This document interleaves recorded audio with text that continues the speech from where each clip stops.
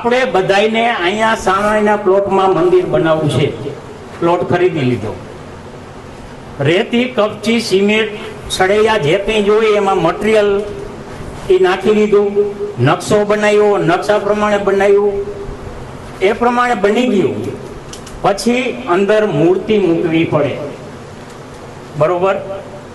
મૂર્તિ માટે આજે ફેક્ટરીઓ થઈ ગઈ છે. પહેલા તો ગમે તે પથ્થર હતા, સિંદૂર ચોપડી દેતા, પીળી આંખું બે કરી નાખે, નાક કરી નાખે, વચ્ચે એક લીટી કરી નાખે એટલે મૂર્તિ તૈયાર, હનુમાનજી તૈયાર.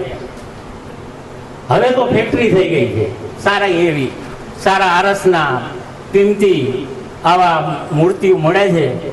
અને મૂર્તિઓ લાખો રૂપિયાની કિંમતની હોય છે, કરોડો રૂપિયાના મંદિર હોય છે, એની અંદર બેસાડવામાં આવે છે. પછી એ મૂર્તિની અંદર પ્રાણ પ્રતિષ્ઠા પૂરવામાં આવે છે. બધાએ જોયું હશે. વિશ્વના અંદર મંદિર ઓછા છે જ નહીં, હું તો એમ કહું છું, હિન્દુસ્તાનમાં છે.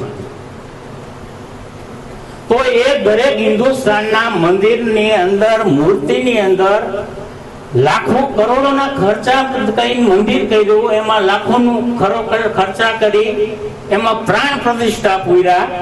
અયોધ્યામાં એક વાર પૂરી, બીજી વાર પ્રાણ પૂર્યા, ત્યાં પહેલી વાર નહોતા ગયા.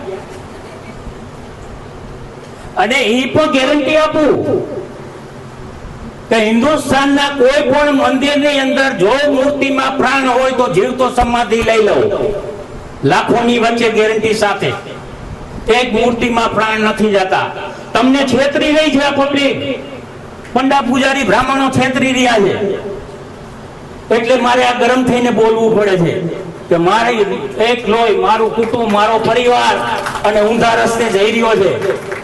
અરે નિર્જીવ મૂર્તિ છે, નથી ખાતી, નથી પીતી, દિયો તમે એને જાઓ. 84 લાખના પ્રસાદ ધરાવો છો. અરે પ્રસાદ ધરાવો, ના નથી પાડતો. ગરીબ જે માવતર હોય, ગઈઢા બુદ્ધા હોય, આપણા માવતર કહેવાય, ગરીબ પબ્લિક હોય, લંગડા લુલા હોય, એમને બધાને આપો. એ ખાશે, એ તમને આશીર્વાદ દેશે.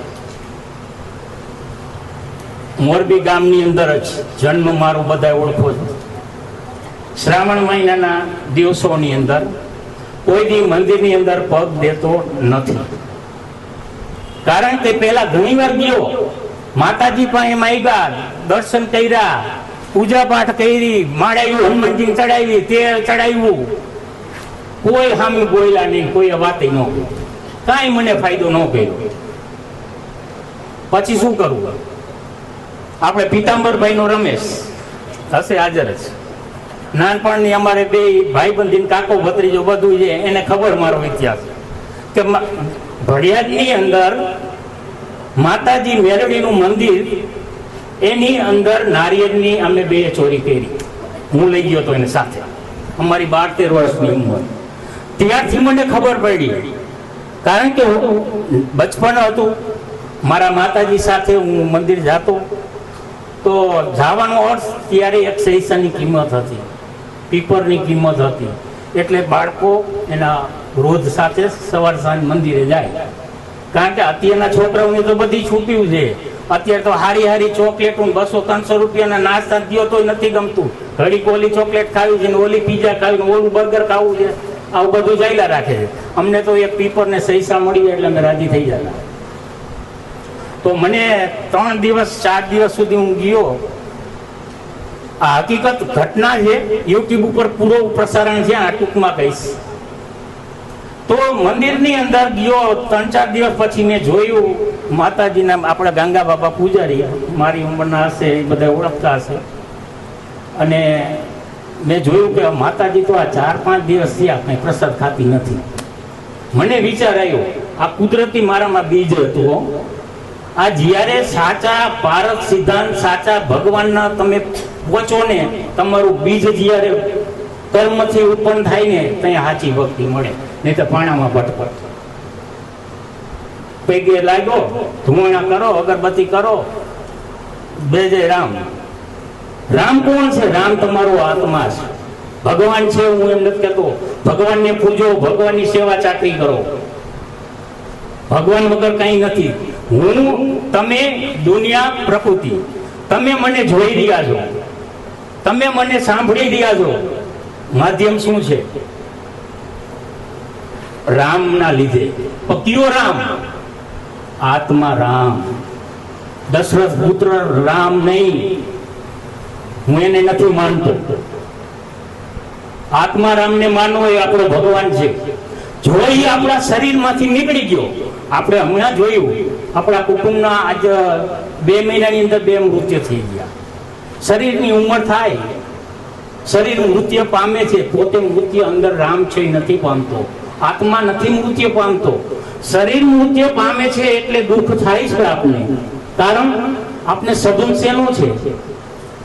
આપણે એને શરીર, આપણે પ્રેમ લાગણી આપણે મળતી નથી. આપણા જે ઉપકાર છે મા બાપ પ્રત્યેના એ જતું રહે એટલે આપણે દુઃખ થાય, એટલે આપણે રડવું આવે.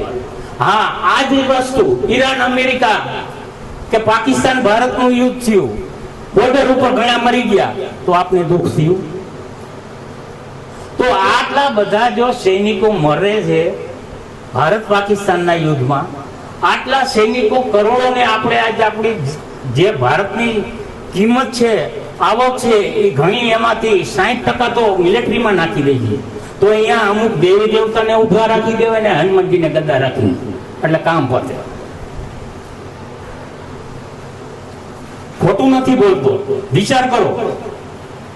તો તમે એક મનુષ્ય છો, તમને આટલો વિચાર આપ્યો, તમને આટલી બુદ્ધિ આપી છે, મંદિરે જવું જોઈએ.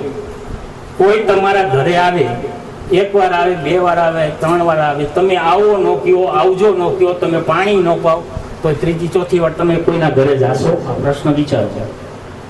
નહીં જાઓ. તો અહીંયા કેમ જાવ છો? નો તમારા હારે બોલે, નો ચાલે, ન કઈ ખાય, ન કઈ પીએ, ન કઈ તમને દે, તમે દો, એને દો, તો એ કઈ તમારું સ્વીકારી ન કરે. છતાંય ભગવાનને ભૂલોમાં આત્મા એ જ પરમાત્મા છે. જો તમારા શબ્દ હું સાંભળી શકું, મારા શબ્દો તમે સાંભળી શકો, તમે મને જોઈ શકો, હું તમને જોઈ શકું છું. આ માધ્યમ કોણ છે? 5 જ્ઞાન ઇન્દ્રિયનું શરીર છે. આંખ, કાન, જીભ, ત્વચા, નાક. આ અત્યારે જરૂર છે આંખની અને કાનની. આપણે 2 ઇન્દ્રિય અત્યારે ઉપયોગ કરી રહ્યા છીએ. આમાં તમારો અને મારો સવાલની અંદર 2 ઇન્દ્રિય કામ કરી રહી છે. એક આંખ કામ કરે છે, બીજું નાક. હું બોલું છું તમે સાંભળો છો કાન વડે, જોવો છો આંખ વડે. પણ આ જોનારો કોણ છે? એ ભગવાન છે, એ આત્મા છે. ભગવાન અલગ વસ્તુ છે, આત્મા એ જ પરમાત્મા છે.